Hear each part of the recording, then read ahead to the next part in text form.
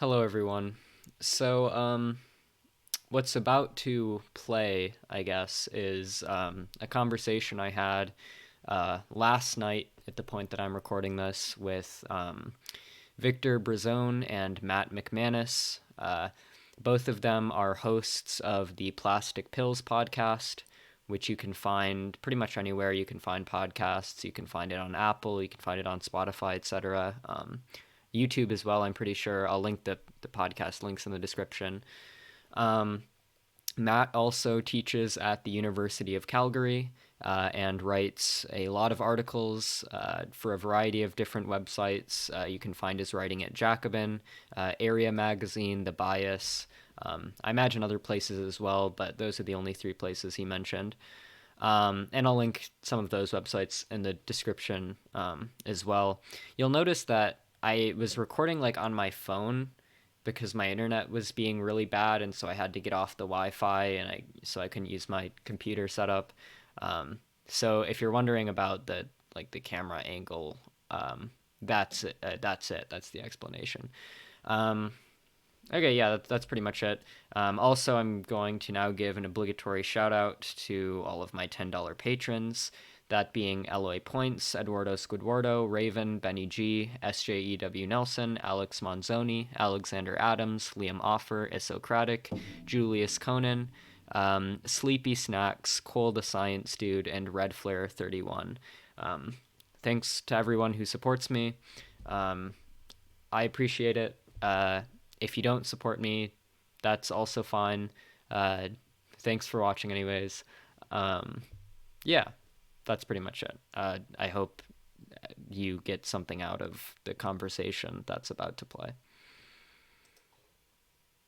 But yeah, so I guess I've talked to Mouthy a lot about like Rawls, and I think you kind of went on this whole arc where you were, trying to figure out a meta ethical question. So I don't know if any of those topics were things that you were interested in finding out. I know Matt has like a kind of unusual meta ethical position that he might want to Oh, tell that's us about. interesting. Yeah, we could start It's out the with that. right meta-ethical position, Victor. Come on. Okay. So what is it? What do you call it again? Oh, are we actually starting or no? Yeah, sure. Well, we can start. Okay, well, because I just want to know if this is going to be like a serious con. So I actually am not really that committed to medical ethical examination. It's not because I don't think it's important. It's just because I think that it tends to lead to endless regression type problems. But to the extent that I am committed to a meta-ethical view, it's and get ready for this neologism, quasi-cognitivist moral realism, which is a view espoused by Derek Parfit in the second volume of On What Matters. Putting it really simply, the kind of view that he espouses is that there's no doubt that the kind of realism that we have to associate to normative concepts is very different than the kind of realism we would associate with empirical objects, right? The notion of, say, a moral obligation isn't the same kind of thing as a chair, a table, or a star, or maybe even something like a cork, for example, right? Nevertheless, we can say that it's analogous, maybe, because he's still attentive on this, which is why it's the quasi-cognitive. We can say that that might be a realistic entity in the same way that, for instance, the number two seems to have a kind of ontological solidity to it that goes beyond just its existence in thought, even if it's not an empirical object. So certain kind of moral and normative claims might be of that status. So quasi-cognitivist moral realism. Moral concepts emerge in our head just like the number two, but just like the number two isn't entirely subject to our whim and the whims of our thoughts, they have a kind of realist ontology. Okay, so that's interesting. I'm kind of familiar with. I'm only a little bit familiar with Parfit's view, which, as I understand it, is just what you said. It's basically just like there are true statements that we can make about the normative domain, but the truth maker isn't necessarily some like ontologically weighty like correspondence relation where there's some like platonic domain of reasons that exists somewhere in the world or something like that. I am sympathetic to that view, but I guess what I think is maybe a disanalogy between something like math and something like the normative domain is I think that, so I guess when we say like that a moral statement is true simpliciter, or that like a mathematical statement is true simpliciter, I guess in order for that to make sense to me, it feels like there has to be some privileged frame of reference. So when it comes to like the mathematical domain, it kind of makes sense to me to say like 2 + 2 = 4 is just like a true statement simpliciter without having to specify some particular system that you're talking with reference to, because we all kind of share a common we all kind of share a common understanding of the internal rules of mathematics. Whereas it seems like when it comes to the normative domain, there's quite a bit of intractable disagreement, almost just brute difference in moral intuitions, such that I don't think there's the amount of overlap that we would need that we have in like the mathematical domain, such that we can say that there's some like privileged moral system or privileged moral frame of reference that we can make true moral claims like with reference to, I guess. Yeah, no, I think that's a valid objection. The way that I would respond and the way that somebody like Parfit would probably respond is by saying, while it is true that we do have certain intuitive mathematical frameworks that are imparted to us, usually by education, that doesn't necessarily give us any reason to buy into the notion that they are true analytically, right? Just because we were kind of taught that 2 + 2 = 4, it isn't reason giving in the strongest sense of the word, right? So in order to actually establish that 2 + 2 = 4, you need to do what analytic philosophers have been doing for a long time, which is to actually break down that kind of statement into its logically constituent parts and then give a justification for it, which is an extraordinarily elaborate, highly technical kind of exercise.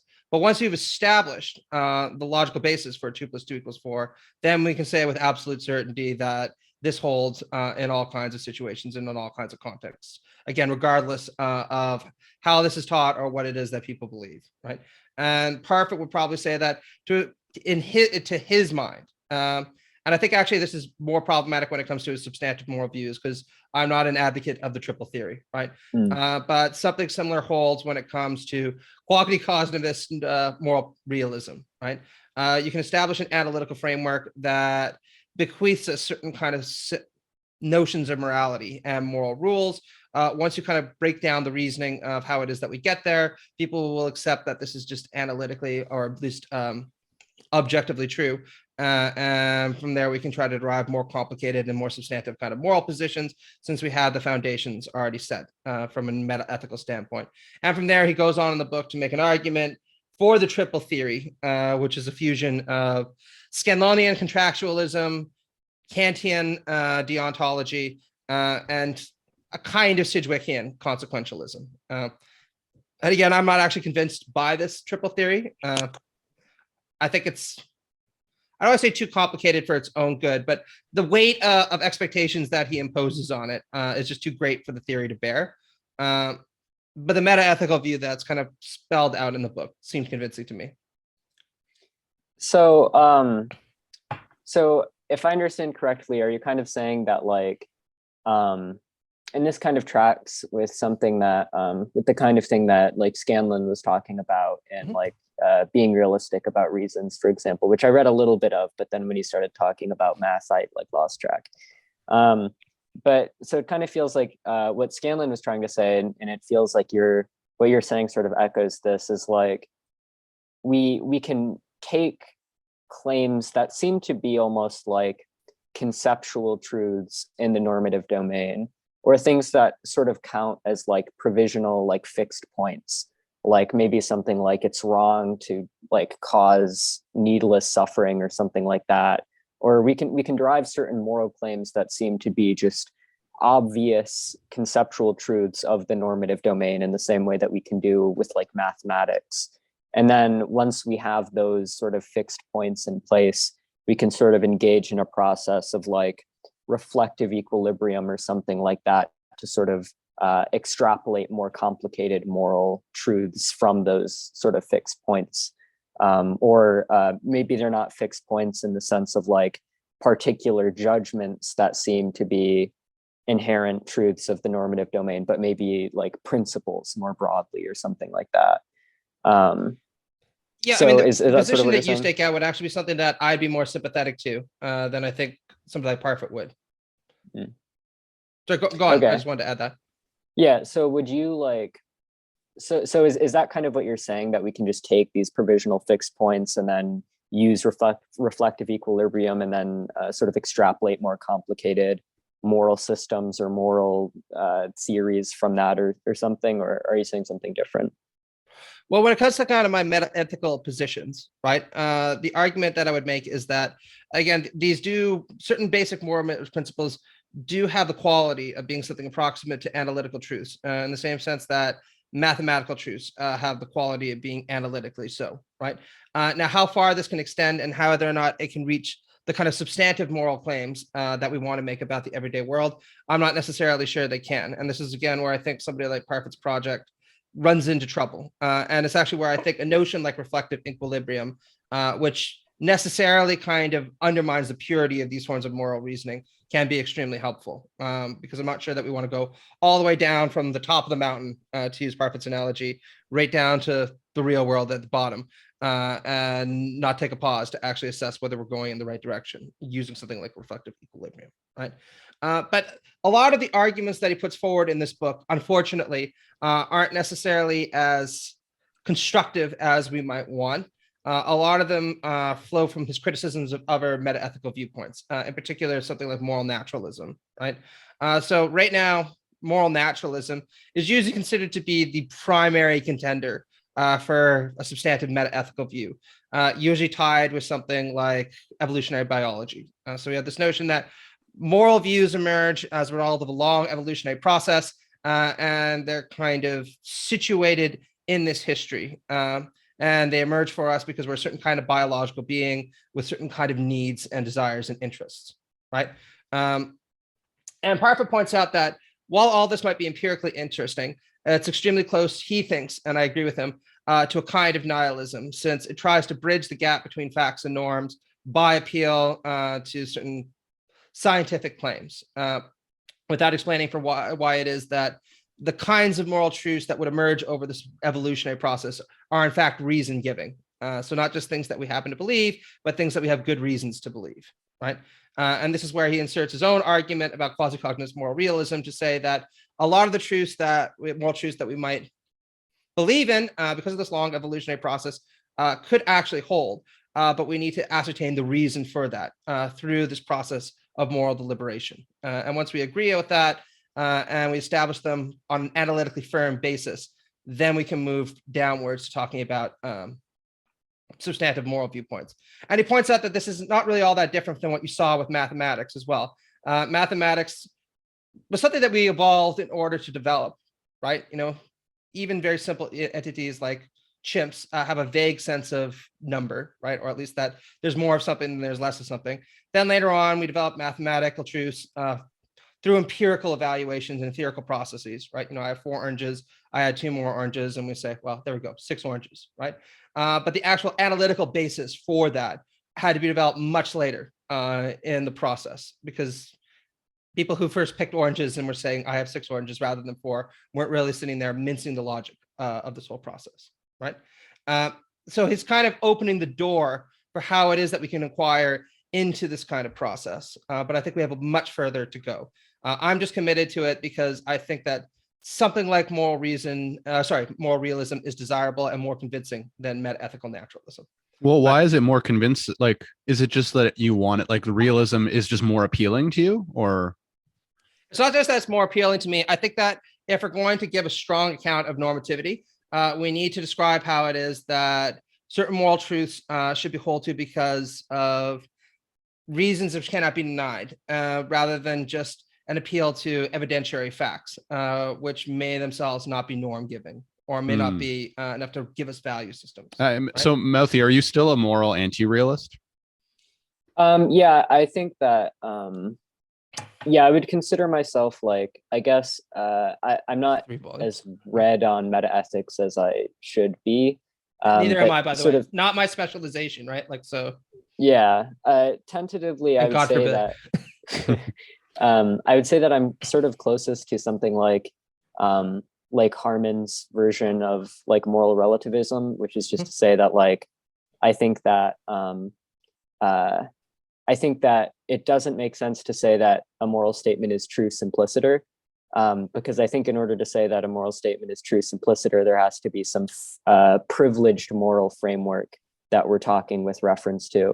But I don't think there is any sort of privileged moral framework, in the sense that, like, I think we could, there could be a privileged moral framework in a couple different ways, or a lot of different ways. But the two like most obvious ones would be like, if one moral framework is made true in virtue of like a correspondence relation with some non-natural, like metaphysical, ontologically weighty properties. But I just think that there's just sort of an abductive case against those sort of views, in the sense that they inflate our ontology and are less parsimonious than a theory which doesn't posit the existence of such entities. And I don't think that positing those entities is really necessary to explain anything about, our qualia, or any data that we get from our qualia. And then I think the other way in which you might be able to establish that like there's some privileged moral frame of reference is if you could show, and I think this is sort of what Parfit thinks he was able to show with his triple theory, if you could show that there's some moral system that we would all sort of converge upon through reflection or through reflective equilibrium. Like if we all thought about it enough and were presented with the right intuition pumps and thought about it in the right way, we would all converge upon this particular moral theory or these particular moral statements. Then I think that's one way in which a moral in which a moral framework could be genuinely privileged or be thought to be privileged over others. But my objection to that sort of view is just, I guess, like a descriptive moral relativism, which is just to say, I think that there's just a lot of intractable like differences in brute moral intuitions that I don't think is going to go away beyond upon reflection. I've just, like, and it's telling, right? Because Parfit advocates for this triple theory, and then all of the advocates of the views he was trying to combine rejected that they could be combined, and just from my own personal experience, like I've debated so many libertarians and conservatives where no matter how much I try to reach them, it just comes down to like, oh, sorry, I just value tradition, or oh, sorry, I just value, market mechanisms or the absence of coercion or whatever. And so I'm just not convinced that there's going to be like meaningful overlap, even if we all underwent this super rigorous normative reflective equilibrium. Yeah, I tend to agree. I want to say two things to that, and I think that's a really kind of smart observation. The first one is, as a matter of pure philosophical reasoning, I don't think that parsimony or ontological economy is necessarily something we should be aiming for. We should be aiming for the best possible theory, and if that turns out to be extraordinarily complicated, then so be it, right? Saying that, as a matter of appealing to those intuition pumps, to use the kind of Dennett phrase, or getting across or conveying moral views to somebody who might be very predisposed to rejecting a certain standpoint, there's no doubt that parsimony and economy are extremely important. I think one of the reasons for that is if you make your theory too complicated and you're trying to convince someone who's predisposed to reject it and has too many moving parts, then they're just going to say, I have no interest in that, right? Or I don't get it, or I simply disagree with this part, so I'm going to reject the whole thing, right?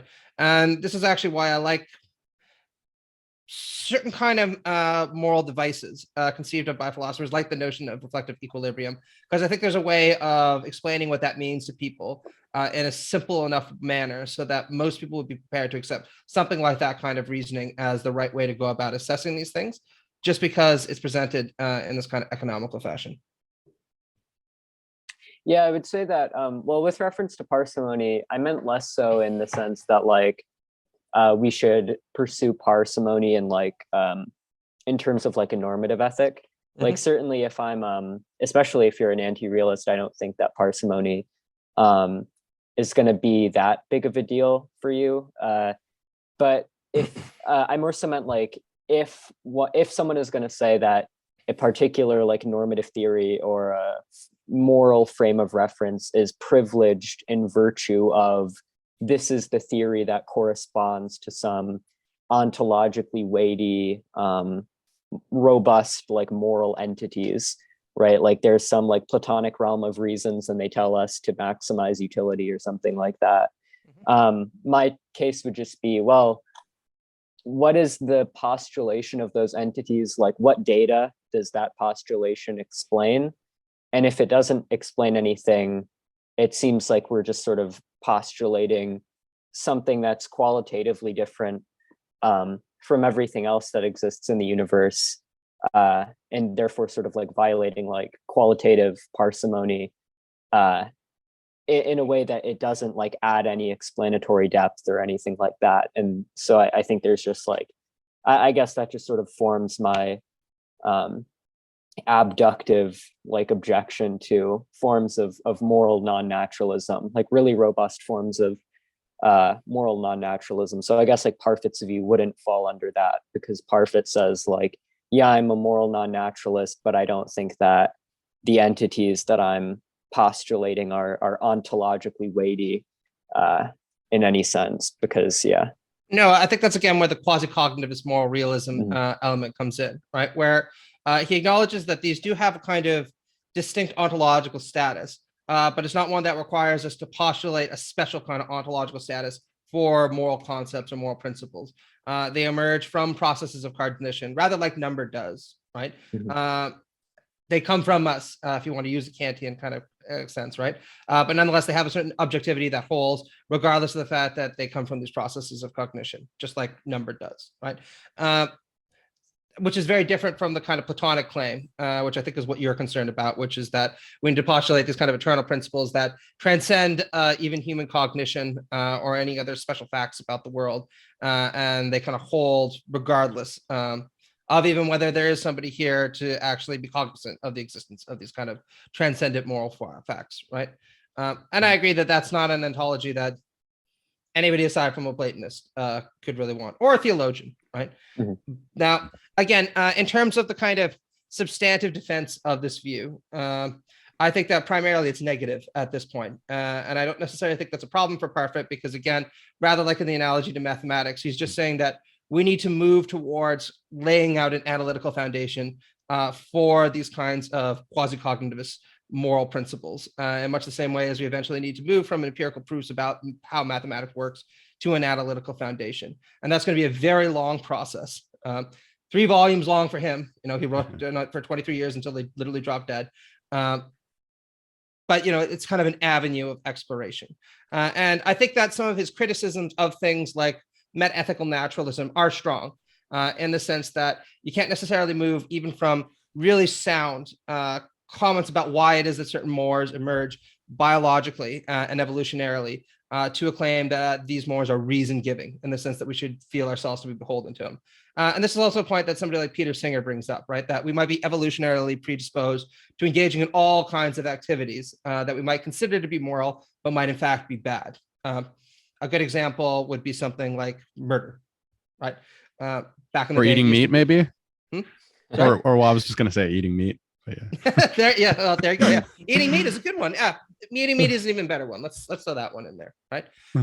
So I've been same thing really, but yeah, I'm not going to die on this hill, in part because again, it's not my field of expertise, and candidly, I'll just be honest. I think metaethics is an interesting field, but it really is. It's also kind of boring, also. Isn't it? Yeah, it's kind of one of those fields. It's the closest thing in moral philosophy to something that's so intellectually removed from everyday life that it primarily does assume this puzzle-like form, in the sense that we're trying to sort through it largely for kind of peace of mind and intellectual gratification. I tend to think that the things that kind of animate people in a lot of moral theory are substantive issues, right? Is this the right thing to do? Is this the wrong thing to do? Is this the right kind of politics? Is this the wrong kind of politics? And I do find that that's the kind of thing that animates my attention to a somewhat greater extent, right? That and maybe metaphysics every now and then. But that's not to slander doing metaethical research. If that's your thing, then I say fucking go to it. I'll read about it, and I'll certainly praise it when I think that it's onto something. Just not my cup of tea. Yeah, we can, I guess, sort of move on. Especially in your case, that. I mean, you seem to have a really interesting kind of early view about this. So I'd be interested to see how you work that out. Yeah, I think Yeah, he's totally yeah. self-taught, by the way, Mouthy. Like he's Oh, just learned all this yeah. stuff on his own. Yeah, no, it's. I mean, I'm very impressed that you kind of had these kind of developed views, especially at this point. So, if you work out something and you want to share it with me, and you can convince me, then I am very open to being convinced. Like I said, I'm not prepared to die on any meta-ethical hill at this point. I mean, Matt literally spends so much of his time um, just like talking to people who disagree with him all the time. I mean, I don't know if you've looked into what he's like published online, but he like for some reason has this like masochistic need to like review these terrible conservative these conservative books like I don't know, Ben Shapiro and like Dave Rubin's book and all these different books. He just like he likes to just suffer and then make these conservatives mad. Do you think that Dave Rubin wrote his book, by the way? I do, and the reason is it's terrible. So that's a good tell. Somebody who wasn't Dave Rubin who wrote a book would probably not be that bad. And secondly, it has very Rubin-esque humor in it. Probably the most telling joke in the whole book is he's tries to argue against trans people by making this long roundabout thing about penises and vaginas. And then he says, but just for the record, if I were to turn my penis into a vagina, it'd be a huge vagina, like really, really big. What? That's to give you a sense of the kind of humor that you'll find in it. I mean, I'm not exactly asking for fucking William Shakespeare here. You know what I mean? Twelfth Night, I do not need in my political literature, but something fucking better than that. Come on, just yeah. I mean, Dave Rubin is just like legendarily unfunny and like uninsightful. So I imagine it was like probably not fun reading that. It wasn't. Victor is right in the sense that it wasn't the worst book I've ever read, but it was top 20 definitely. So not quite the I want to. But that's more top 20 is more just indicative of the fact that you, for some reason, are choosing to read all these terrible books because I guess you get paid for the reviews that you write. Not always. Sometimes I just do it for the pleasure of pissing these people off. There really is something extremely gratifying about a bunch of people crying to you online, being like, "It's not true. It's impossible." And then like his defenders of them, say that to you, or dude, have the authors ever actually reached out to you? Like, oh yeah, Dave Rubin tweeted a nasty thing about my review, being oh really? Basically like "fuck you, Matt," and I'm like, oh wow, you know, the amount of IQ points it took to come up with that one, it's too much for me. I just bow down in front of your profound intellect, right? And you know, every now and then there are other people. Ben Shapiro actually retweeted my review of his book and said that it was a thoughtful but very critical take on his book. So I do remember that actually. Yeah. It didn't matter to his followers though, because I got like 55 emails the next day. My favorite one being like, I bet Ben Shapiro would rape you in the ass. And I was just like, I don't even know what you're trying to get at here. Are you a homophobe, or is it just that if Ben was doming me, you'd be content with it?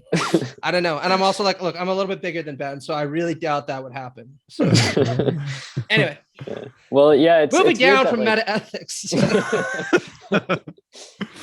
Well, it's interesting that like the line of attack from a Ben Shapiro fan is like because like you'd think it would be something more like given Ben Shapiro's general like physical stature, like you'd think that like the own they would go to wouldn't be like, oh, how he'd be able to physically dominate you to such a degree, you know, like that's not the line I would go with if I were a Ben Shapiro fan, at least. I wouldn't have thought so either, but then again, I'm not the kind of person who is attracted to Ben Shapiro and his ideas in the first place. Maybe the kind of person who does find him appealing is the kind of person that thinks making jokes about prison rape is an entertaining thing to do. Well, they also, I feel like just that whole branch of like conservatism. I mean, although it's true that Ben Shapiro is maybe like lower on the spectrum of what I'm about to say, which is like a kind of fixation on like rediscovering masculine values. Like, I don't know how much Ben Shapiro leans into that. Like Crowder definitely leans into that. And who's that guy that Ben Burgess debated? Charlie Kirk. Charlie Kirk. Yeah, he likes to talk about the muscular class or whatever like that in society. So it's like, there are a lot of conservatives who are fixated on like masculinity and like dominance, but like it's true that Ben Shapiro seems to be like lower on that spectrum. He tries to be more of like have more of like a nerdy like conservative pseudo intellectual, or well, he tries to project an actually intellectual vibe. But I think he still is, though, and I'll explain why. Right, there are different kinds of macho behavior that you can display. Right, probably the easiest one is just physical displays of machoism. Right, and that's the kind of thing that the Crowders of the world will specialize in. But there's also intellectual machoism, right? The I'm smarter than you, I dominate you, my brain is bigger than you. You should just submit. And I mean, you probably must have seen this in college, right, Victor? Like maybe you have, Mouthy, right? Those kind of people are a dime a dozen, right? So somebody who's going to come and pick an argument with you, usually in public, to try to show off how they're vastly smarter, more educated, blah, blah, blah, you name it. It's a pretty pathetic thing to do. And I can forgive it in people who are like 15 to 20-ish. But there's no fucking reason you should still be adopting that outlook as a 35 fucking year old man with a university degree from Harvard. You should be well past that point. And are you saying Shapiro still has that? I mean, I will say that like when you reminded me of the fact that he retweeted your review in like a non kind of like smarmy hostile way, I all of a sudden felt a strange sense of like respect for him. Like the fact that he tries. He goes back and forth between trying to act like a mature 24-year-old and regressing back to being an 18-year-old. So that was a moment of maturity, which I did respect. But then I read his latest book, Victor. I read his latest book, and we went right back down again. So, it's sometimes one step forward, two steps back with these people. And you give them credit for the one step, and you mourn the two steps back. What was his new book about? It was called The Authoritarian Moment. And essentially, it opens with a long pan about how January 6th and the riots that took place were extremely bad. And yes, maybe Trump might have done a few bad things here and there and said the odd thing about how it is that he hadn't actually lost the election. But Democrats are really the ones who are trying to take over the country. And he goes and unpacks a lot of different reasons why, none of which are very convincing, I should say. We can get into that if you really want to, but it's pretty boring. All the stuff you'd think of. But what's amazing about the book and why, as I've read 3 of his books now, so as the capstone to the trilogy that I read, it's kind of interesting because at the end he says, Democrats have done all these bad things and this makes them bad people. But we need to be willing to do the same things in order to confront them. And it's okay because we're doing it in the name of justice and God and upholding our noble traditions. And everybody has their hypocritical moments or their deal with the devil type Faustian kind of revelation. But to just see somebody at the end of the book say, all that bad stuff I was talking about here, we need to be doing that also, but it's okay for us, is just an astounding kind of admission of just gross, crass hypocrisy. Of the type that would make somebody like Nero blush. You know what I mean? Yeah. Like even Jordan Peterson hasn't gone that far yet. And when I sit there and he's on his way, I feel Daddy, like. And I'm sitting there, I'm like, Daddy is a man of profound integrity next to you. That's really, really bad. You should never have to sit there and think to yourself, I'm a shittier person than Daddy. Yeah, we call Jordan Peterson Daddy on our podcast for some reason. Yeah.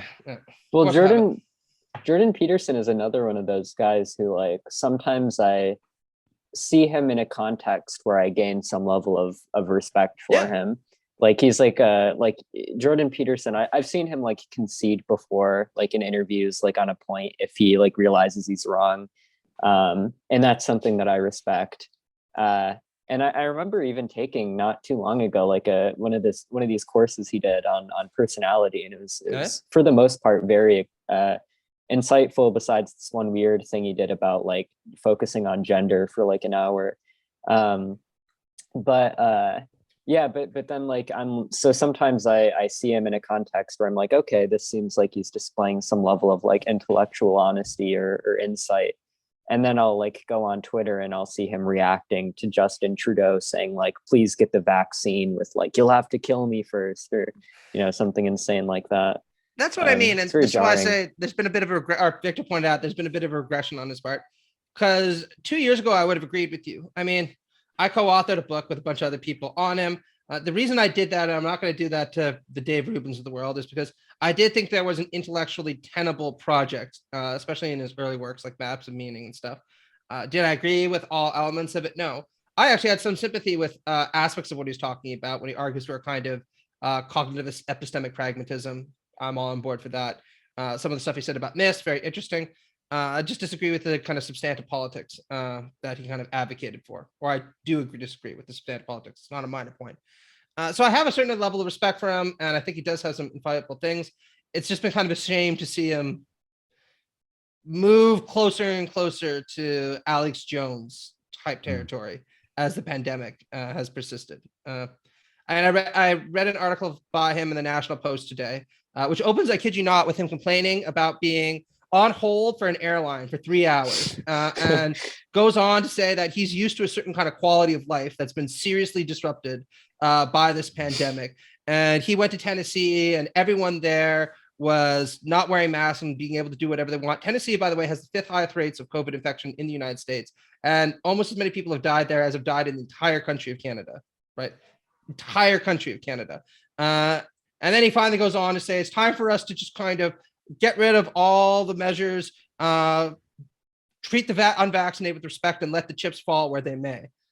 Which I think I saw him tweet a picture of like some Nashville bar that was like crowded, and it said something like "God bless the rednecks," or something exactly like that. Like that, like, and like no one wearing masks, like, and they were all like in a huddled, like high density like bar. It's funny. And I just reading the article exactly. I was like, what are you fucking doing? Like, it's not like any of us are sitting here and we're like, you know what? Let's just run a social experiment where we fuck each other up really hard. Let's just all stay inside, not do anything, impose all these restrictions on ourselves for some aesthetic purposes. The reason we're doing this isn't because the government wants to do it. In fact, I think Justin Trudeau and Doug Ford want nothing more than to declare victory on this thing and move on, let alone Biden, right? The reason we're doing this is because there's a lethal disease out there that's already killed millions of people around the globe, and it's not going to go away if we just decide to will it to go away. Well, I'm curious actually what, Mouthy, what are your views on like mandates and stuff like that? Do you have like strong views about that? I mean, as a matter of moral principle, I don't have any issue with things like mandates, right? Like, I'm not one of these people who thinks that the autonomy of people who don't want to get vaccinated is some sort of decisive consideration that overrides like the importance of all the people who might be killed if we allow people to go unvaccinated. So what about the non-aggression principle, Mouthy? I mean, libertarians just keep telling me that you can explain it to kindergartners. It's completely objective. It holds in all circumstances, and no one could possibly deny it. I feel like you had a funny tweet about that yesterday or the day before, Mouthy, where you were like saying like, what did you say? It was like something about the non-aggression principle being. Yeah, I have a big gripe with the non-aggression principle, which is just that like in some sense the problem is nobody can reasonably reject it, and it can be taught to kindergartners, right? And so like that is the case, but that's telling, right? It's telling because then the way they construct the non-aggression principle does basically zero argumentative work, right? Because as stated on its face, right, a socialist could agree with the non-aggression principle, right? Like if the non-aggression principle just says like it's wrong to enact force on somebody or their property, and then by their property we just mean property that someone has like a moral entitlement to, it's like not many people are going to disagree with the claim that we ought not take property that we ought not take, right? But the problem is you're just obscuring the entire disagreement, which is which property ought we not take, right? Which property do which people have a moral right to? That's the real rub of the disagreement between like socialists and libertarians, right?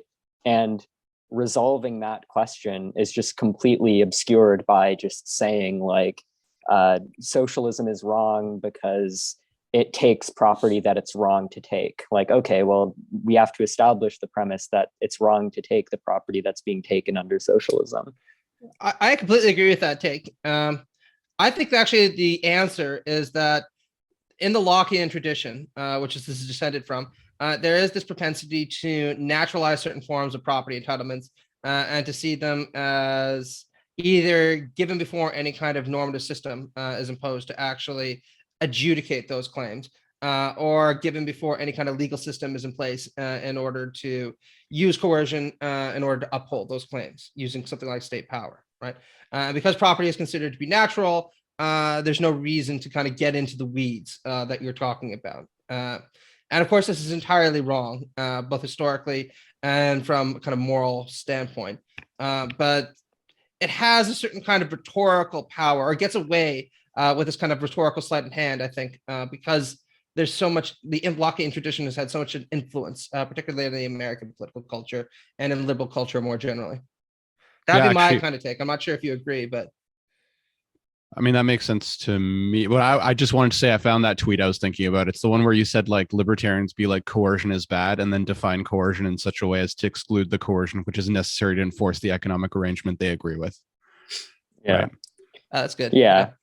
Yeah, and that is, I do think that the solution to that is like, what you were talking about, which is that they just take like this sort of Lockean view of property rights to say that there's just something natural seeming about certain property arrangements that doesn't need to really be defended on like a more substantive basis.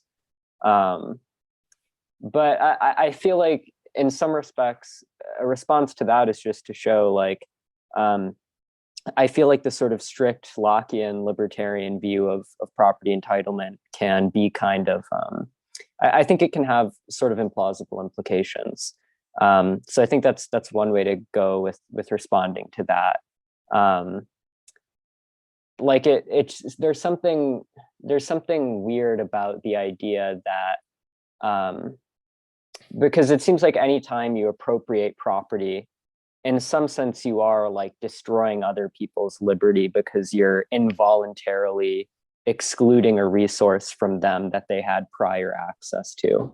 And so it seems like there isn't really I feel like the naturalization of the Lockean view sort of doesn't seem intuitively plausible to me, but I haven't thought about it much. Yeah, I think this is what I'm willing to cede to the kind of Lockeans, and this is actually, Victor's going to chomp on this in a second with regard to the vaccination point. I do think there is a kind of plausibility to the argument that we have property entitlements in our body, right? That we own our body in a certain respect. I think that this is subject to serious limitations. For instance, when it comes to things like the common good, particularly when it comes to an impact on other people's bodily autonomy, which is why I think maybe not vaccine mandates, but certain kind of public health measures that are mandatory can be justified, right? Yeah. I can't use my body as a kind of vessel in order to impugn your bodily integrity. The problem is moving from this notion of property ownership in my body to a more expansive conception of property, because this is where the real rub comes in for a lot of distributive questions. And what I really resent about libertarianism is the way that it tries to pull this sleight of hand and just naturalize the set of property entitlements that it thinks is justified, rather than actually arguing for them in a substantive way. And it's problematic to me because I don't actually accept the kind of libertarian distribution of property entitlements at all. I think it's unjust from most standpoints, and I'd want to see a very different one arranged. And I might be wrong, I've been wrong before, I'll be wrong again, right? But I don't just want somebody to come up to me and be like, well, this is just the way things are and it's right, and how dare you take what's mine? I think that that's some kind of compelling argument. That's my kind of visceral response to that statement. Yeah, I found when I was thinking about my issue with the sort of Lockean property rights thing, I was thinking back to, because I remember Robert Nozick once said something interesting about this. I was looking for the quote. And I found it. He says, "Why does mixing one's labor with something make one the owner of it?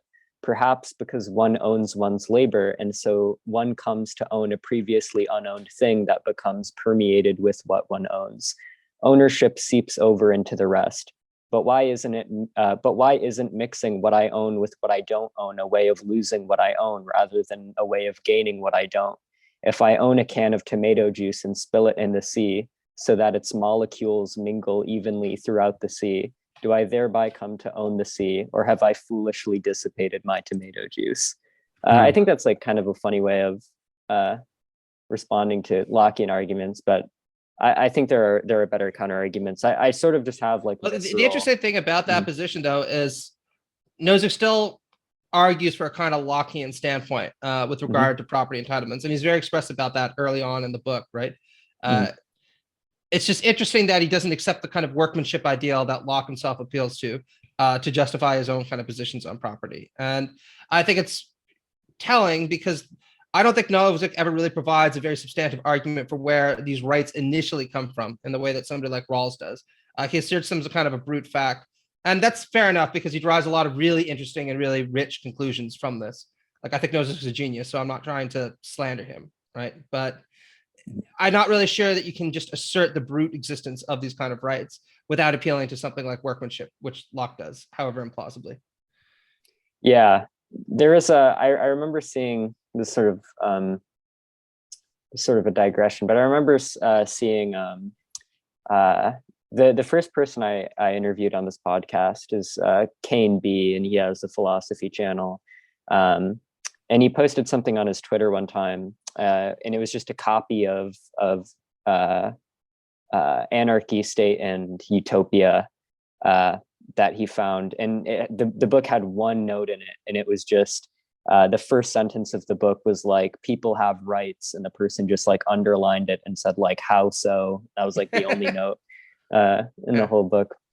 And yeah, I think I think that is one of the objections to Nozick, is that he just sort of starts too far along with like he just sort of asserts like, look, we have these specific rights, but then, and I think the right he appeals to is like the right not to be, interfered with and so on, and he just sort of says like, look, just at the outset, these are the rights I assert, without really justifying why those are the only rights we should appeal to. But it just seems like it seems like you can't just assert that, because it seems like there are other principles that seem equally plausible that you could start out with that would sometimes conflict with the principles that he asserts, right? Like, why couldn't I say you have a right for other people to help you when it comes at very little cost for them and you're in an extremely precarious situation or something like that? Like, that seems just as plausible as the rights that Nozick asserts. And so it feels like he starts out too far along when he just asserts the specific rights that he goes on to extrapolate his arguments from.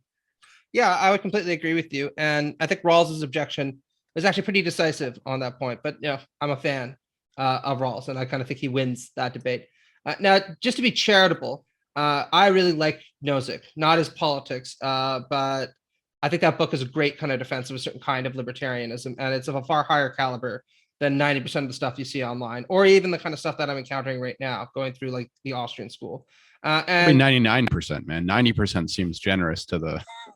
Yeah, like it's a brilliant book, and I think there's a lot of intellectual interest in it. Whether you talk about the Wilt Chamberlain thought experiment, about problems with distributive justice more generally, I think the stuff about the experience machine is extremely interesting, and I think sometimes it's worth just granting a little bit of an argument provisionally, just to see where it goes as a matter of intellectual interest.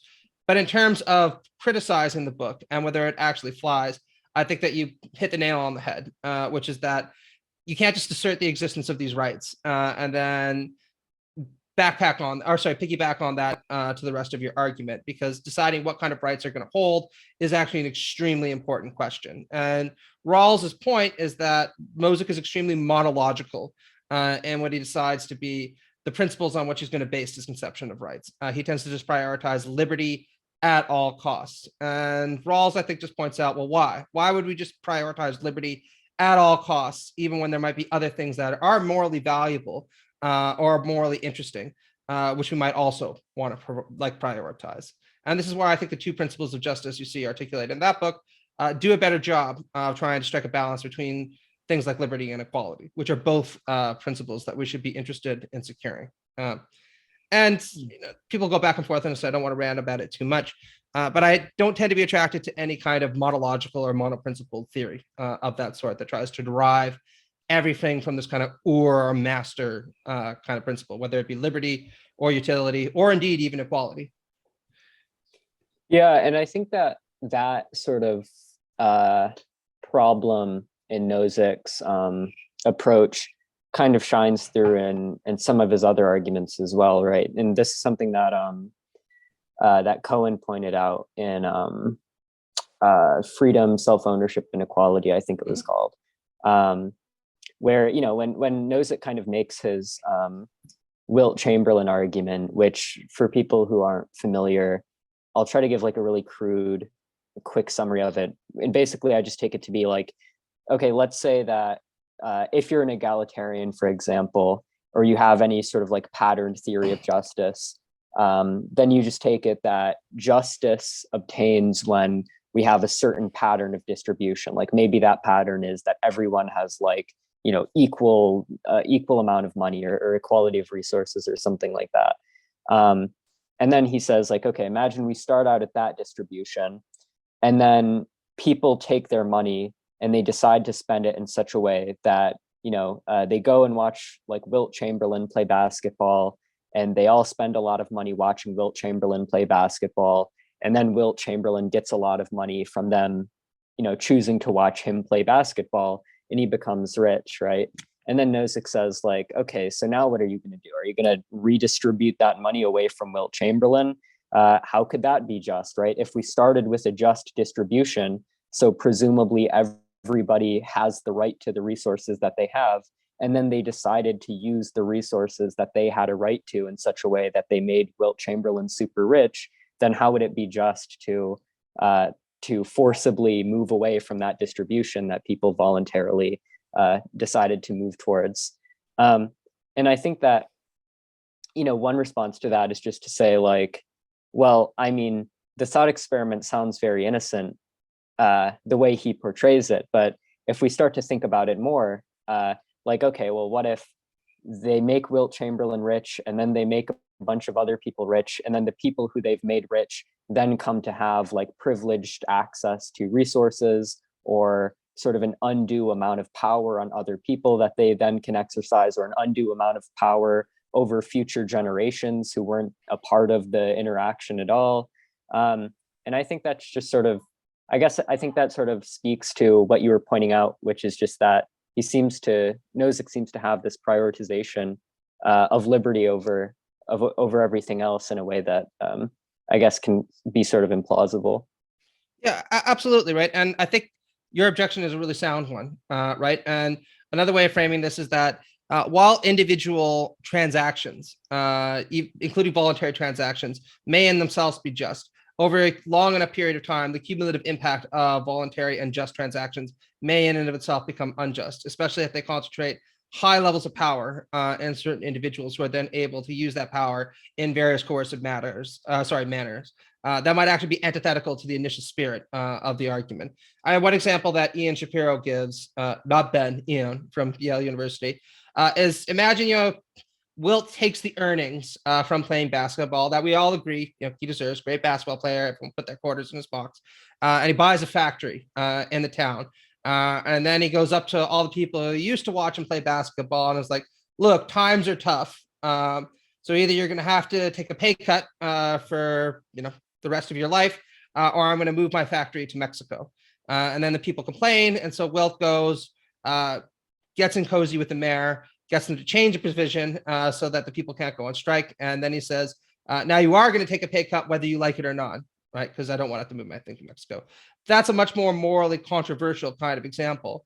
But it's not something that's entirely implausible if you kind of follow the history of Wilt Chamberlain just a little further into the future from his basketball career to when he becomes, you know, Shaq or Michael Jordan, and becomes, you know, a venture capitalist after his athletic career is done, right? Mm-hmm.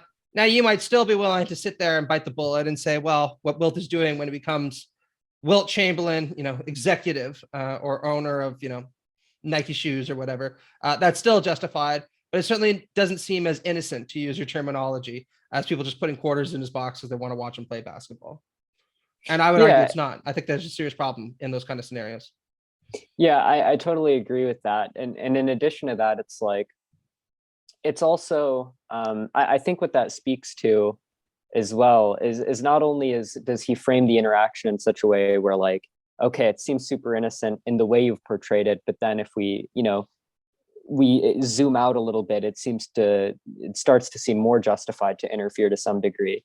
But it's also the case that he kind of frames it in sort of like an all or nothing way, right? Like we don't have to think that, like we can leave some room for voluntary like gifts or interactions in our theory of what constitutes just holdings or like a just distribution. I mean, you say that in my democratic socialism, everyone's getting microchipped and I can control them all from a giant computer. That's going to be the dream. Not just pattern justice, but pattern behavior in every respect. Yeah, well, you can't say that out loud. I'll make sure to edit this part out so they don't catch on. Thanks, buddy. Yeah, but yeah, so it's like we can accept that there's some role. Like we're not going to take away every dollar that somebody donates to Wilt Chamberlain. However, if the inequality that these transactions lead to grows to a high enough degree, there starts to become very legitimate reason for not saying we can't have any voluntary transactions, but just putting like broad limits on the amount of inequality that we allow to grow out of those voluntary interactions. And I mean, that just seems eminently reasonable to me, and not sort of dystopian in the way that Nozick kind of tries to portray it, I guess. Yeah, absolutely. And I think this is one of the problems I have with certain notions of pure procedural justice, right? The idea that as long as we follow these procedures, in this case, people put quarters in Wilt Chamberlain's box, he collects those quarters and he goes and does whatever he wants with them. The outcome necessarily must be just, right? I could see why that might be appealing in some respects, right? We all want this idea that if we just set up the mechanism and run the machine, anything that pumps out is by definition going to be the right outcome, right? I just don't think that's the way things work. And I'm enough of a historical materialist to assert that I don't think everything will ever pan out that way, right? Now, does that mean I don't think there are some circumstances where procedural justice is valid? No, I do think there are certain circumstances. I just don't think the economy is one of them, much as we may like it to be, right? Mm-hmm. So how does that square with like, because I don't know, do you see Rawls as trying to find a pure procedural justice? No, I don't think so. I think he's operating from a very different standpoint, which is trying to come up with decision procedures for principles of justice that would be ascertained through a hypothetical method of consent, right? What would everyone agree to under ideal conditions as the right principles to govern us once the veil of ignorance is lifted and we have to step back into the real world, right? And what's different between him and Nozick is, of course, once this decision is made, you do ascertain the correct principles that need to be applied. But empirical conditions always need to be altered to bring them back into conformity with these principles. That's the whole notion of the difference principle, right? There will always be certain kind of inequalities in society, certain kind of disparities, and you need to correct for them. And you need to be context sensitive when trying to do that, right? And that's why I think it's a more subtle kind of take as well, which isn't a dig at Nozick. Again, by the way, I think he wrote that book when he was about our age, Victor. So what about Rawls versus what about Rawls versus Cohen? Because I know Mouthy's been kind of interested in that debate. Well, why doesn't Mouthy? You give me your defense of Cohen, and I'll tell you what I think, because I'm sympathetic to elements of his critique of Rawls. I go back and forth on this. So let me hear what you have to say, and I'll tell you whether I buy it. How about that? Yeah. So I generally just think like. I mean, so I guess there were two main criticisms that I took from Cohen of Rawls, and the first one is about just the identity of justice, and the second one is about I guess the scope of justice. And I guess with respect to the identity of justice, I just take it that Cohen's criticism broadly is just something like justice is sort of like a fundamental value. It's a value that's not derived from other values, and the content of justice fundamentally is like equality, such that justice can only fully be realized when socialist equality of opportunity is fully realized. And his criticism of Rawls, as I understand it, is kind of just this idea that Rawls derives the principle of justice from this original position thought experiment. And in the original position thought experiment, the parties are told to consider what the rules are going to be for the regulation of society as a whole. And in so doing, they're going to have to weigh a concern for equality against other values. And I think you even sort of alluded to this, like we have to weigh equality against liberty in Rawls's conception. And I think that because Cohen justifies justice with, or because Cohen identifies justice with equality, and then says in the original position, the parties are going to have to weigh the value of equality against other considerations, whether that be practical considerations or competing values to equality, the outcome of the original position thought experiment is not going to be principles of justice. It's going to be principles for the regulation of society that result from weighing justice against other things. So I think that's like broadly speaking the criticism. Okay. I think that there is an element of that criticism that is correct, except I do think that it takes a slightly unrefined view of Rawls's position, especially the mature position staked out in Theory of Justice. Because while it is absolutely true that on the surface, the book exclusively seems to be about how to ascertain principles of justice through this hypothetical thought experiment, it's worth noting that what these principles of justice are meant to apply to isn't necessarily the relations between individuals, but the basic structure of society and its institutions, in other words, the state. And I think sometimes people forget what a profound shift this was in Rawls's work, because he's one Are you of the talking first. about the shift? Are you talking about the shift from Theory of Justice to political liberalism, or is this in Theory of Justice? This is in Theory of Justice, right, where he talks about right. These principles of justice are meant to apply to the state. Right. The basic structure. Yeah. Now, there are problems with this in the sense that we could ask ourselves, and many people do, including me. I mean, this is the nice thing about all Rawlsians, right? Nobody agrees with Rawls even 75% of the way. And Rawls was usually a nice enough guy to say, that's fine, just riff off the idea. Because I think that international justice isn't something that he pays nearly enough attention to, right? But the focus on the state is extremely important, because what he's talking about here, again, aren't necessarily the relations between people, but what we can all agree should be the institutions that govern us, and what would be acceptable principles for all people to secure a level of political legitimacy that would be stable over a long period of time. So he is weighing justice against other considerations, but I think he's doing so for philosophically valid reasons that sometimes have to be counterbalanced against the demand of justice, even if that should be the central concern of any kind of political theory, since of course justice is the first but not only virtue of social institutions, right? So that would be my objection to that, that he is doing this kind of balancing exercise that you're talking about, but I think he's doing so not just for legitimate reasons, but actually for important reasons, by shifting the focus of liberal theory away from its typical fixation on things like abstract principles and towards something that any Marxist should be sympathetic to, which are power relations, the state, and stability. Okay, so so I would say that it seems to me like, I think I broadly agree, and I think that the contention between Cohen and Rawls isn't as extreme as it's often thought to be. I think that Fight night, fuck yeah. I think Ben Burgess tweeted something like this a while back, and I saw that and I agreed with it, which is just to say that, like, I think that Cohen and Rawls probably mostly agree substantively. I should also say my supervisor was Cohen's student at Oxford, and he actually agrees with Ben's position, and he tried to convince Cohen allegedly for years of this. Oh, wow. Cohen just Les Jacobs, wasn't right? willing to.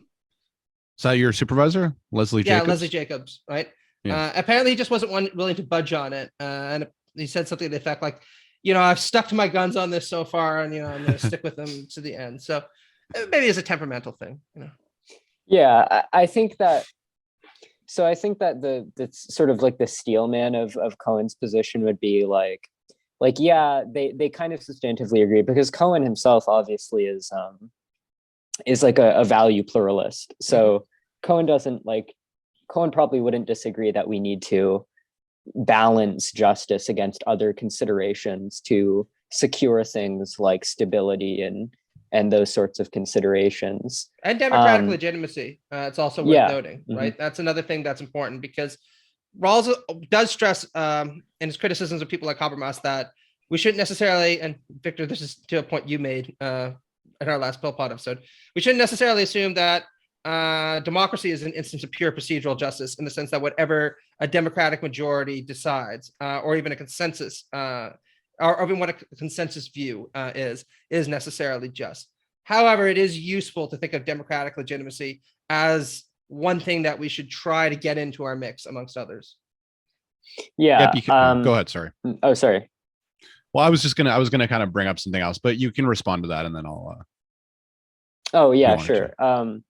Yeah. So I think that Cohen, I think would of course agree that there are competing values that justice needs to be weighed against. So I don't think Cohen's objection is so much objecting to weighing equality against competing considerations. I think that his objection is, and I guess this sort of makes the objection a bit, once it's framed in this way, it sort of loses its seeming importance and becomes a bit more of like a seemingly pedantic dispute. But I think that his contention would never happen in academic philosophy. Never, no. I think that is not on our watch. Everything is substantive. Nothing is pedantic. So I think that his contention is just like, sure, we need to weigh justice against other considerations, but we should still be clear on what justice is as a fundamental value. And I think that his objection to Rawls is that by disidentifying justice, the content of justice, from this ideal state of complete equality, which we should be striving towards, even if we have to compromise on it, he sort of, his view, I think, is that Rawls sort of obscures the inherent value of that state of complete equality. And it's sort of, I made a video where I talked a little bit about this. And I drew a connection to something that he said, something that Cohen said in Why Not Socialism, where at the end, Cohen is addressing people who sort of object to the socialist project by saying, look, it's just unrealistic. There are these huge political obstacles. And Cohen says, look, of course we must take these obstacles seriously, but the fact that there are these practical obstacles are not reasons to disparage the ideal itself, right? And in fact, that's counterproductive, right? Because disparaging the ideal just because it faces these practical obstacles leads to confusion about what the ideal is, and confusion about what the ideal is generates, disoriented practice. And so I think that his objection to Rawls is that Rawls sort of obscures the fact that complete equality is a moral ideal, which is inherently morally desirable, because because Rawls identifies justice not with complete equality, but with the compromise we have to make on trying to achieve complete equality. Yeah. Okay. It's stated in that more forceful way. I do think the objection becomes a little bit starker. It's not pedantic, right? But I think Rawls would say that the problem is that he just has a different conception of justice than Cohen, one that's less committed monologically to equality, right? In fact, you could almost see him as trying to split the difference between Nozick, who prioritizes liberty at all costs, and Cohen, who prioritizes equality. I don't think at all costs, because there are nuanced views there, but pretty steadfastly, right? And his argument about the equality point would be that trying to achieve equality at all costs is extremely vulnerable. This is one objection, right? To Nietzschean problems of ressentiment, since if you were in a situation where pulling someone else down didn't necessarily make you better, but it might make you feel better, right? Then there might be egalitarian reasons to do so, or there could be an egalitarian justification for doing that. But it's not one that we'd be attracted to because it's predicated exclusively on envy and ressentiment, right?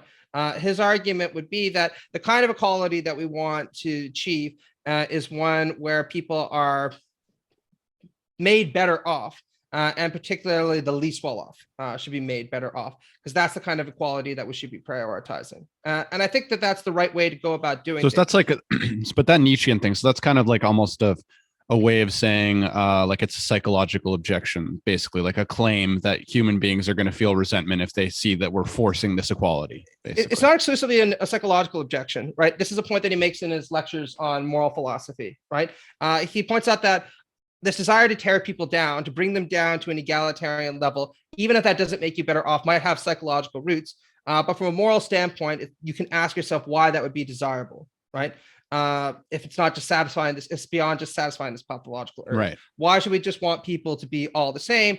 If we could exist if that means everyone exists at a situation where everyone's lives are crap. Interestingly enough, this is also a point that Parfit brings up in some points, where it talks, for instance, about the repugnant solution, right? This idea that you could bring about a world where everybody's life is almost just not worth living.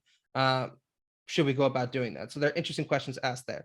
And can I also just say, okay, well, I just wanted to say too about like the Why Not Socialism book. Like, I love that book, by the way. I like the book, but I don't actually find the ideal appealing.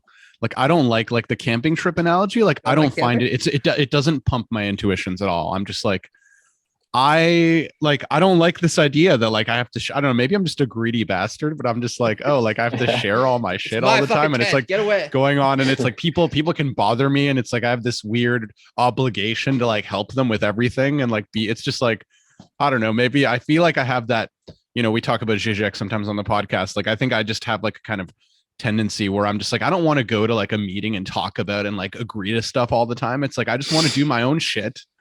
And like, I don't want to be coerced into like participating in this kumbaya stuff. Like, I just don't just leave me alone. Like, I don't know.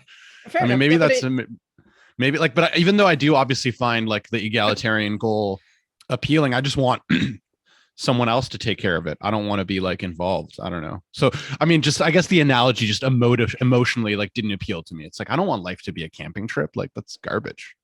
That's fair. Maybe his analogy just isn't the best one for you. But I think that this kind of Rawlsian objection to the demand for strict equality, that strict equality doesn't mean much if it means that we're all going to be worse off, is a pretty strong one, right? Because his argument is that achieving the aspirations of socialism is better.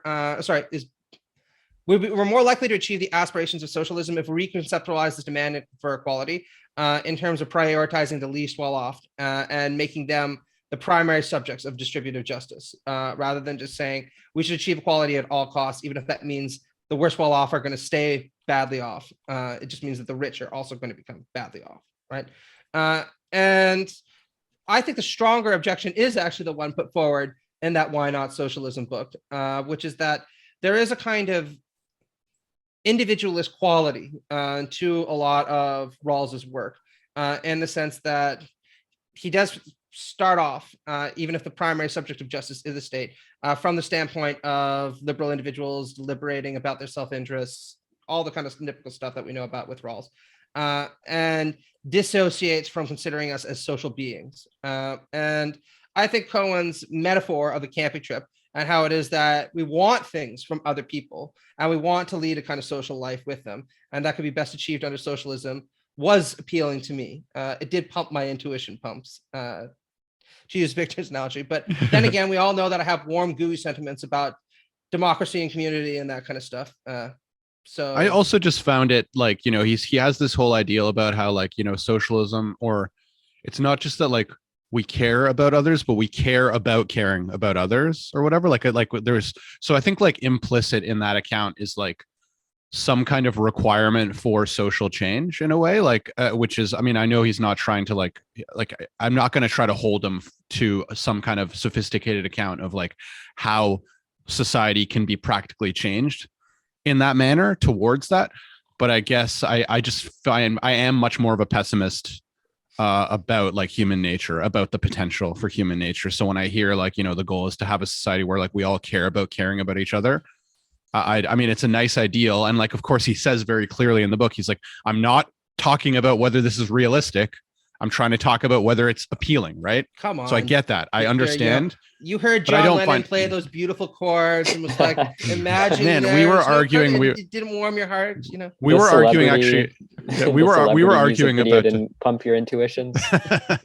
I mean, of course, I find it. I do agree that there's something appealing about the ideal, but I've just maybe because my own research is just more like about the practicality of certain kinds of political movements that I just find myself more pessimistic. I mean, Matt and I were kind of arguing about this on our last episode of the podcast, which we read. Well, I was going to bring this up before, that paper I sent you, Mouthy, and I don't know if you didn't have a chance to read it all good, but it was like about kind of whether or not like a certain crisis moment could justify the use of authoritarian power, right? So like in this case, it was about climate change, right? And made kind of a stir in the political science world because the guy Ross Mitiga, I think is his name, he like published in like the top journal, and he was basically just arguing you know, that there might come a point when, and he lays it out by talking about two kinds of legitimacy basically, and he says, you know, there's I guess what he calls foundational legitimacy, which he says like a government's legitimacy will always rely on its ability to keep its citizens safe and secure to some extent.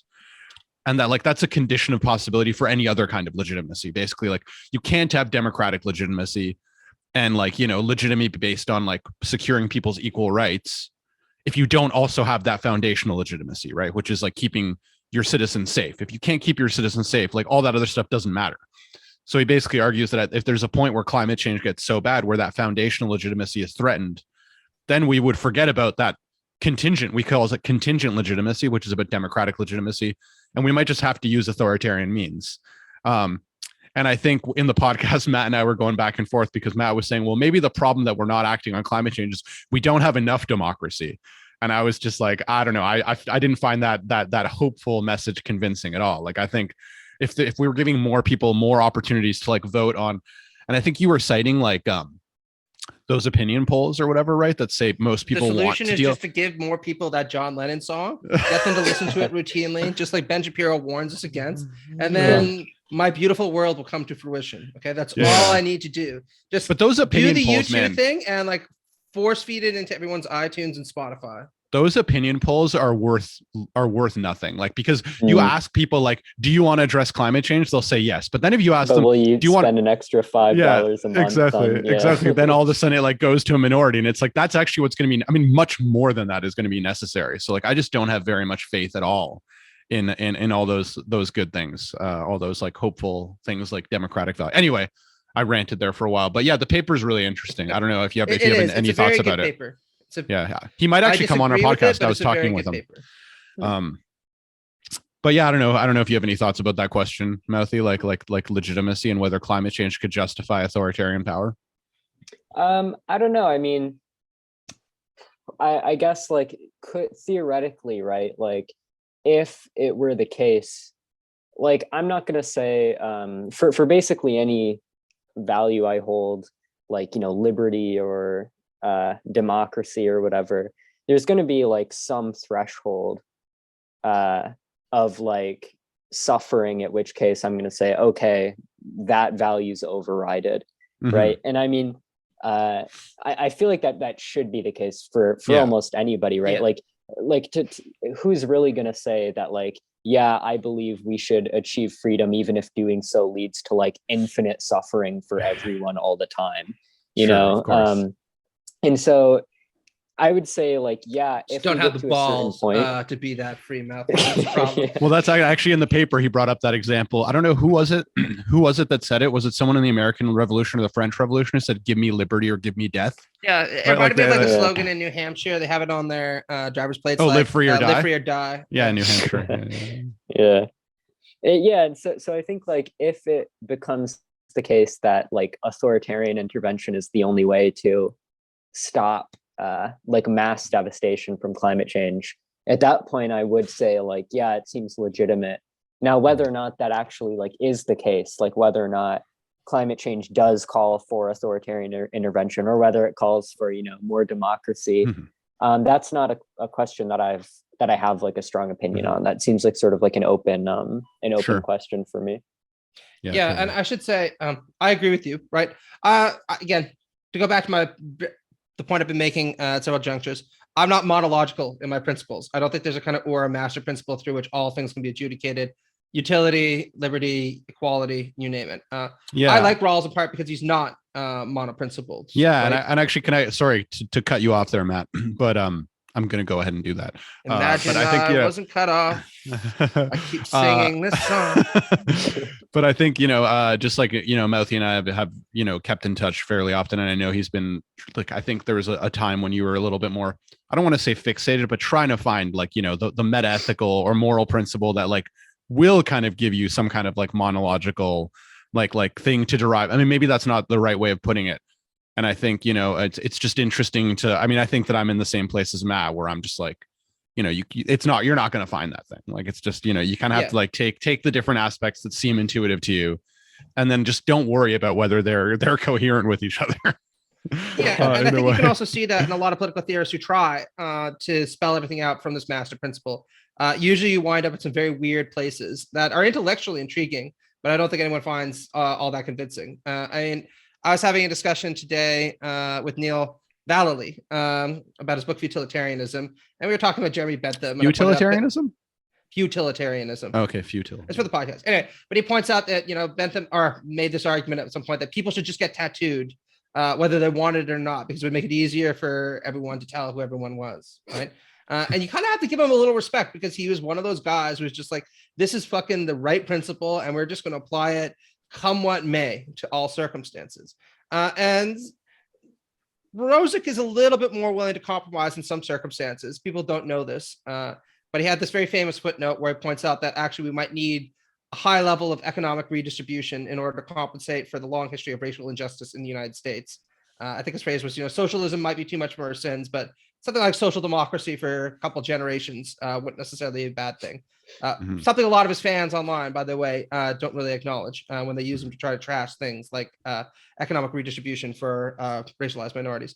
But, his idea is pretty monoprincipled as well. And when it comes to the environmental issue, I am willing to grant that if you could make a solid empirical case for me that authoritarianism or soft authoritarianism was the only way to stop climate change, or even was the most likely way of stopping it to a high threshold, I'd probably say, okay, we can take that leap, because that's important enough, right? This is what I was getting at early on. Do you think that in, at least in Canada, the COVID measures would have gone better if everybody would have had to have voted on them?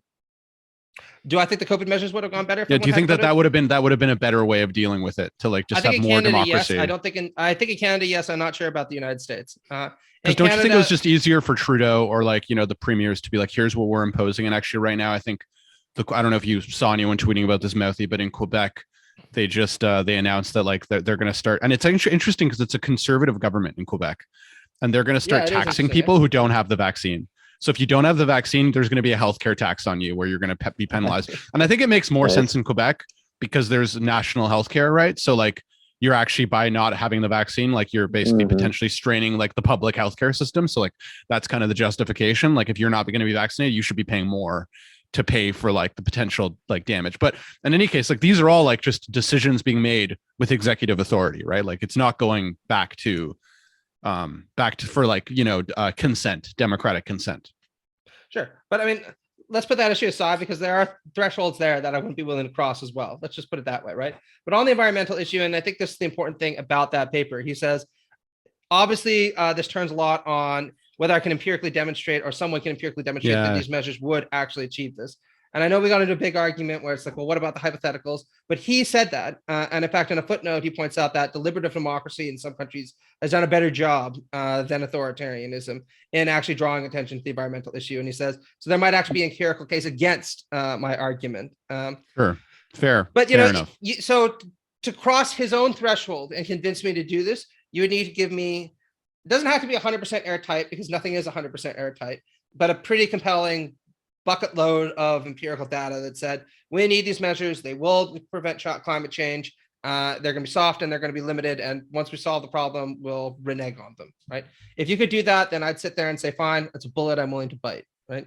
But maybe some sounds hard to. person It sounds will do that. it sounds almost impossible to provide that empirical evidence, though, because like. Well, I think that there are national case studies that we can look at, though, to try to determine whether or not maybe China, I guess, if they start use it, like bringing in some authoritarian measures to address climate change. But and that's the thing. This is kind of what I was getting at in our discussion last time. From an empirical standpoint, I don't think that you can make in a case that most authoritarian countries do a better job on the environmental portfolio than the democratic counterparts. The only exception that I can think of, and it is an important exception, is Singapore, which is an outlier in a lot of respects, not just the environment, in terms of kind of providing, let's just put it this way, quality authoritarianism, not without its serious problems. And I don't want to live anywhere where I could be executed for smoking a joint, but it has its virtues. Let's just say that. But a lot of the authoritarian states that I can think of, whether you think about Russia or China, increasingly places like India or Brazil, have a bad record on the environment. And I think that that's at least in part because authoritarianism predisposes people not to be interested in looking after the needs of their constituents on the ground, including when they're impacted by things like climate change. It tends to focus them on upholding the interests of the elites that back up the authoritarian regime, who mostly don't have an interest in taking action on things like climate change, right? That's the case that I would make provisionally, right? But if you could point that if in 20 years, China suddenly becomes a green paradise, and how Miyazaki does, an anime about, how it's a fucking paradise, like a blossoming Garden of Eden, then I might change my mind. We'll see. Okay. It's pretty high bar. Yeah, it's kind of similar to like, maybe this is like an inappropriate analogy, but it sort of reminds me of how like, I've been reading a bit into like philosophy of religion related stuff recently. And there's this argument, I think it was made by Paul Draper. And it's basically this argument from like prior probability, where it's like, it seems as though like an atheist position, just in terms of its like prior probability before considering any evidence, like atheism is like a more plausible hypothesis just at the outset, maybe in virtue of just like ontological parsimony or something like that. And then so assuming that the evidence for atheism and theism is like equal or like unclear, we should go with atheism because it has a higher proper probability. And I think you could say something like kind of analogous in the sense that like democracy is just something that we value for so many other reasons, maybe for even like fundamental moral reasons, maybe for like utilitarian reasons because of its other effects that we can see. So like, because we value democracy so much more, just sort of like at the outset, you'd have to make like a pretty decisive case that it's necessary to like subvert democracy or introduce some heavy-handed authoritarianism. You'd have to make like a pretty clear case that that's actually necessary to fight climate change before we like accept that. It's not like they're on like even footing in that respect, I guess. Yeah, I think that's a great way to put it. Very interesting reference to the philosophy of religion and kind of analogizing that to a very different problem. Mm-hmm. But I think if you're going to make a case that we need to compromise something that I do think we have good reason to value, which is liberal democracy or just democracy in general, then the threshold of evidence that you need to provide has to be really high. I do think that he makes a conceptual case for why it is that if you could prove that it would have these benefits and the problem was severe enough, then yes, we should take those steps. Well, I think I also thought part of his point was also, part of his point I also thought was like, if we're not careful, we're just going to get to that point, because that's the whole point of his two types of legitimacy. He says that like, if you can't keep your citizens safe, you lose foundational legitimacy. And like the only way to potentially avoid that would be to actually just start taking action, executive action on something. So like, so this is kind of imagining like a point where the effects of climate change are so apparent that like shit is like falling apart. And it's like, and I think part of the point of his paper is like, if we don't actually use the democratic mechanisms we have now, we might just get to a point where that just will happen, where like all of a sudden there just won't really be an option. And someone's just going to have to take action because, and I like the way he divides up two types of legitimacy. And he's just like, this other stuff we value, like it's just, it relies on this first level, which like if things get bad enough, that first level is going to be threatened. And that second level of legitimacy is just going to be totally worthless. It's just like Yeah, no but one's going let's to just care also about get it. real. I know you, and it's a spicy argument, and you just like making it in part because it's a spicy argument and you enjoy it, right? I mean, there's nothing wrong with it. I think he's right. I think he's right that could happen. Yeah, no, I agree with and you. I that. also I'm think just I talking also about think he's right. It is spicy, but I also think he's right about the fact that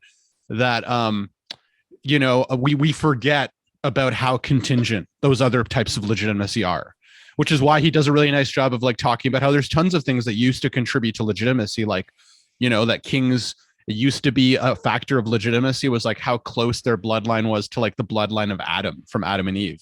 And it's like that was a factor of legitimacy that we don't care about anymore, but it used to be important, right? So like there's all these different factors beyond that foundational legitimacy of keeping your citizenship safe that is just like random, that depends on the culture, depends on the time, and like it's not that stable. And like if shit gets bad enough, like that's just going to start all our, you know, highfalutin idealizations are just going to be like worthless, right? So I think that's right. Absolutely. I'll just say two quick arguments against that, and then I gotta go.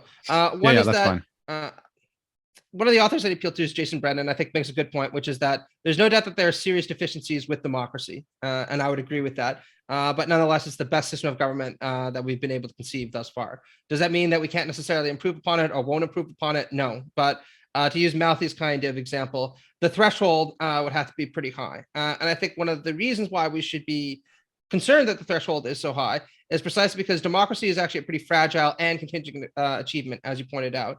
And it's one that took millennia to actually accomplish. And it's not something we should cast aside simply, right?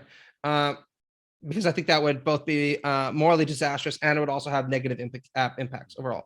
And that brings me to my second argument, which is I'm not necessarily sure that on this case or many others, authoritarianism of any sort would actually do a better job than democracy. I think there is this temptation whenever we're confronted with a crisis. And interestingly enough, this is true on the left and the right, to assume that the guardianship ideal put forward by Plato is the one to go to. Just get the smart people in charge, sideline everything else, and get them to, or at least the strong person. Yeah, well, I think I use the guardianship idea because I think it's more appealing than that idea. You know, put the strong man in charge. You know, whoever it happens to be, he'll do it. Give him one of those generalissimo caps and, you know, a bunch of medals, and, you know, we'll be set. We'll be rolling. And I think that this temptation is ubiquitous across the political spectrum. You know, we all think we know the right policies, we want them implemented, just cut all the crap away and get the right person to implement it. And yet I can't think of many empirical instances where a third turn to authoritarianism has actually produced those kinds of outcomes.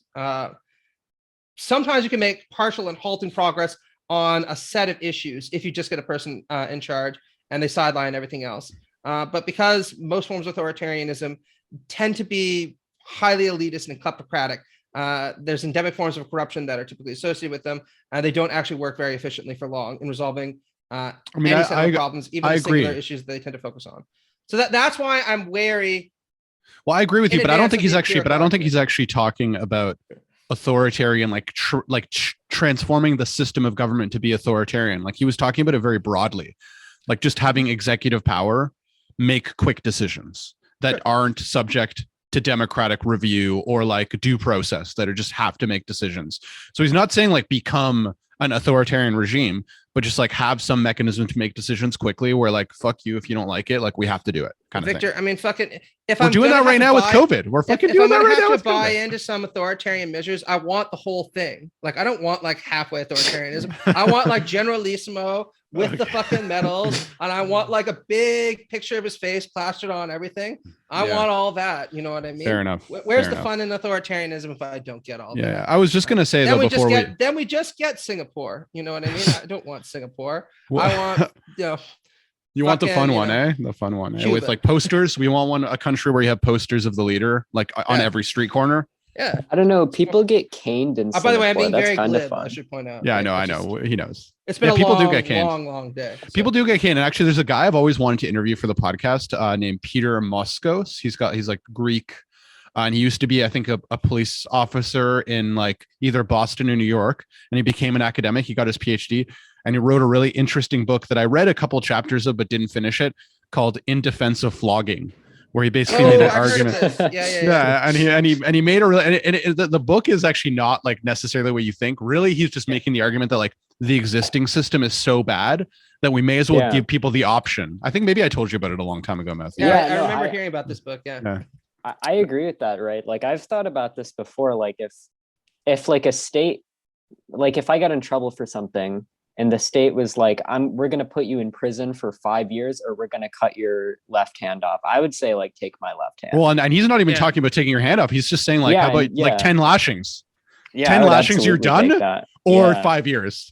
Yeah, Right? I mean, Absolutely. the one danger is in our weird postmodern culture, 100% that would be televised. They'd sit there and be like, all right, you get 10 lashes, but it's going to be broadcast on Fox News, and Laura Ingraham is going to be sitting there talking about how your skin color is a little bit dark and drawing all kinds of racial implications. Yeah.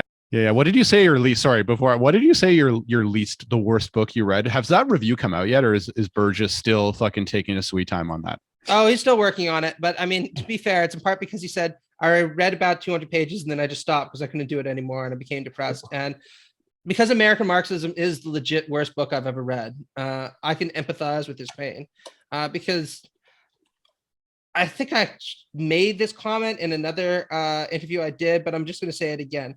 People who compare this book to trash are really being unfair to garbage. Like garbage didn't do anything to deserve being compared to American Marxism. Like your dog shit, that's just innocent dog shit that happens to be on the ground. Don't compare it to something that's just like a steaming demonic pile of pestilent grossness like this text.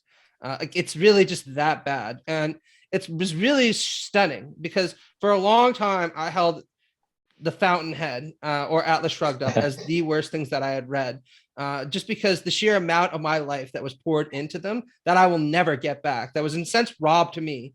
Ironically, rather like the Socialist robbed the people in that book. It's just profound. American Marxism didn't steal that much from me, but it stole something worth, which is my faith in humanity and indeed my faith in myself. I've been hearing you complain about that book for so long, and I remember when we were talking to Ben Burgess once, he was like promising you that he would like finish his half of the review like maybe 2 months ago, and I'm so excited to read it. I want to read the review so badly. It's so mind-numbingly awful. You got to tell Ben to hurry up and finish already. Jeez. I will. I'll tell him. It just imagine being in a room with Adolf Hitler, Joseph Stalin, and Laura Ingraham, and then there was a copy of American Marxism on the table. I would 100% ignore the other two and be much more disturbed that that book was there than that all three of them were alive and speaking to one another. Like that's how terrible this thing is. It is just a petulant, horrid, vile, disgusting. What's your favorite claim that was made in that book? What's the most absurd claim made in the book? The thing is, it's really a kind of interesting text in the sense that it doesn't make claims. It's one of the first things that I can really argue is like a post book, because it's really just a collection of quotes, gigantic quotes that he lazily put together with a bunch of subheadings and then passed this off as a text. And the sheer amount of bullshit that it has to take to hoist something up like this that's 300 pages long and it's just a collection of quotes and say I authored that is magnificent. Like there's not a word in the English language for the level of bullshit that's required. So he doesn't really we're say gonna much. have to turn to Latin or Greek or maybe even invent a language that'll be adequate to the task of describing what this text is. Well, did he give any compelling like criticisms of historical materialism or the labor theory of value? Or well, this is a text that talks about the Franklin School of Critical Theory and goes down from there. And by the way, he repeats this mistake in person, so it's not like it was a typo. That legitimately seems to be what he says. But since you're interested in the review, Victor, here, I'll give you a kind of snippet of this, okay? Okay.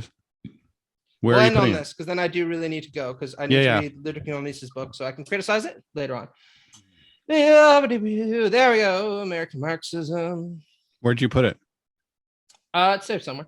Okay, you didn't put it in the chat here? Let me read you. Oh, you're gonna read it. Okay. Okay, no, actually, can you make me a co-host for a second? Yeah, okay. Yeah.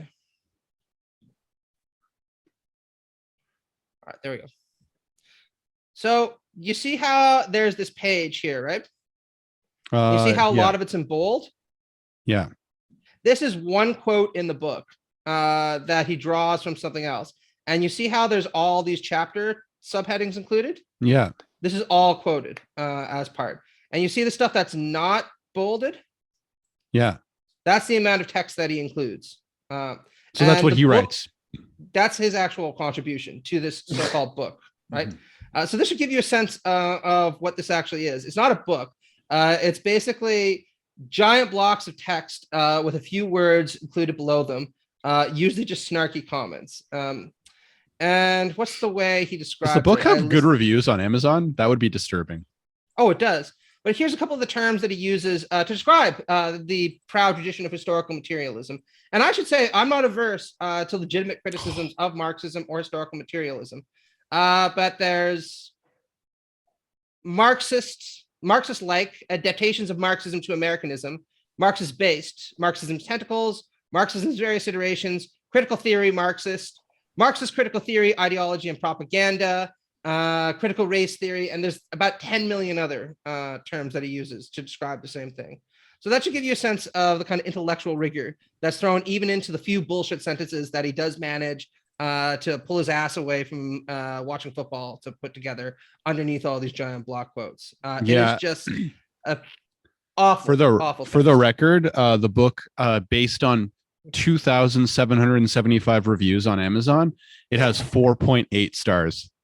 Wow. Yeah. Well, I mean, that's just a real testament to something awful. I mean, I again, the problem is I hate to invoke like Shakespeare in response to something like this, because Shakespeare developed whole new words and ways of expressing himself just to be equal to the depths of what he's talking about. And I really do feel like I'm compelled to invent a new language, both to describe the horrors of this book and my revulsion at the fact that it has 4.8 stars. Do you know what that is right there, Matt? That's democracy in action right there. That's how good your democracy is. Right? Yeah, well, I'm fucking. Yeah. I'm destroying all my ideas aside, and you know what? Fuck it. I'm going to become one of those I left the left guys and just make as much money as possible because there's no hope any longer. I mean, you can be a left-wing non-Democrat, but yeah. No, I know. Just I wonder, anyway, but like, yeah, my review will be coming out at some point. Who knows? But it should be fun. Yeah. I wonder how long it would take me to like scroll through the 5-star reviews before I find one like without a single typo. Well, I should tell you something about conservative reviewers. This isn't to disparage them because there are a lot of intelligent conservatives out there. But when I released my book on Jordan Peterson, we got review spanned within the course of a single day. And 3 of them started off with, I haven't actually read the book, but I do know what's in it. And it's awful. 1 star. And just like the level of honesty combined with the level of gall was almost charming. Like, why would you admit something like that? And then why would you buy this book without even bothering to read it and then trash it? It just doesn't make any sense to me. Although that was nothing compared to my favorite email for the Jordan Peterson book, which was some guy who was like, hey, cuck, so we don't want to support you by buying your trashy book, but we do want to fucking like just rip it to shreds. So do you have the balls to send me a free copy so that I can read over it and tell you what's wrong? Well, do you? I just wanted to write back like, I'm too fucking scared now, man. Like, I just can't deal with this level of intimidation. I am an academic. That means I'm afraid. And the sheer level of brain power that I just see emanating from the page, it's too intimidating. Can't deal with it. But so that should give you a sense of some of the people who read text like this. Maybe that's a small consolation. I don't know. Well, I do see that your book has 4.5 stars, so not as good. Apparently, like objectively, based on Democrat, not quite as good as American Marxism. True, the market has spoken. I suppose how's your Jordan Peterson legitimacy now? Is a worse book than American Marxism. Yeah, Myth and Mayhem doesn't quite do it. No, I'm very disappointed. All right, cool. Well, that was fun to do, I think. Yeah, I had a good time.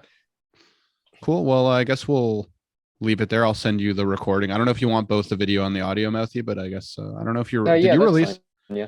I forgot. Did you actually release that other episode also on your YouTube channel, like the podcast, or Yeah. did you just? Yeah. You did. Okay.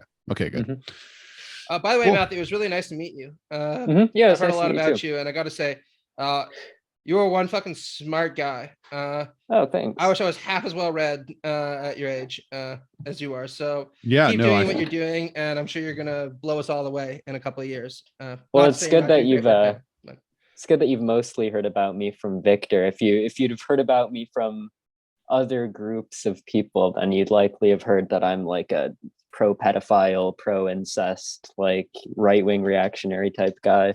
Well, isn't everybody these days? Yeah. Yeah, because he's in that YouTube debate sphere. I think he just you tackle some spicy topics, but I mean, I don't know, it's like the pedophilia one. Like he made a video about pedophilia, about like how it's just like we should probably have some. I don't know what's the main. I mean, I know Matt has to go, so anyway, but it was like a pretty uncontroversial argument if you like think about it for like 5 minutes. Yeah, I mean, the argument is just like one. It seems needlessly cruel to stigmatize people who are pedophiles who have never abused any children and who actively resist the urge to do so. Doesn't seem like they deserve any moral condemnation in virtue of having that attraction.